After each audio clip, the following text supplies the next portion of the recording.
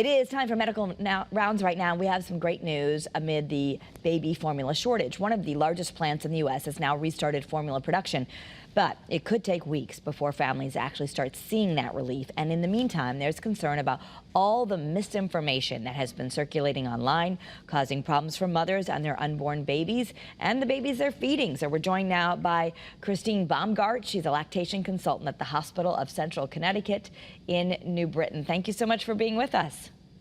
Thanks for having me. Yeah, we want to just check in and see, there's been so much information about this. Can you tell me a little bit about what you think the biggest problem is? Yeah, so families are extremely stressed right now. Those with young children, those thinking about feeding their babies once they get here due to this formula shortage. And one of the pieces of information that we have seen rampant on social media is encouraging moms to start expressing their breast milk before the baby is born. And this goes by several names. It can be called colostrum harvesting. It can be antenatal breast milk expression. Some people will call it prenatal pumping.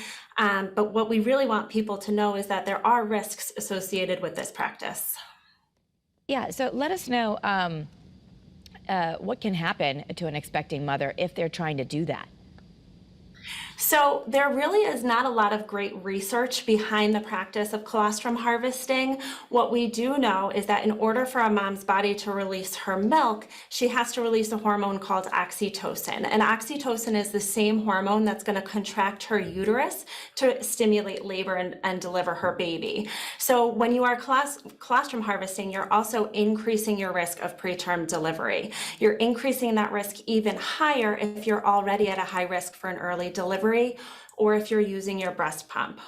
So we really encourage anybody to wait until they are 37 weeks or further along in their pregnancy before they consider this practice, and also only to use hand expression rather than breast pumping to make sure that they are practicing it as safely as possible if they do so choose. Right, really. We have had cases recently where moms have initiated pumping very early, several weeks early, and now their babies are in the neonatal intensive care unit. So we want to avoid that at all costs. Absolutely. And I know we're out of time, but real quick, where should mothers get reliable information about planning ahead?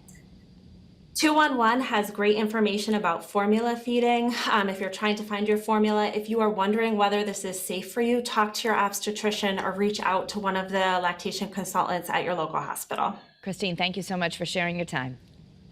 Thank you. And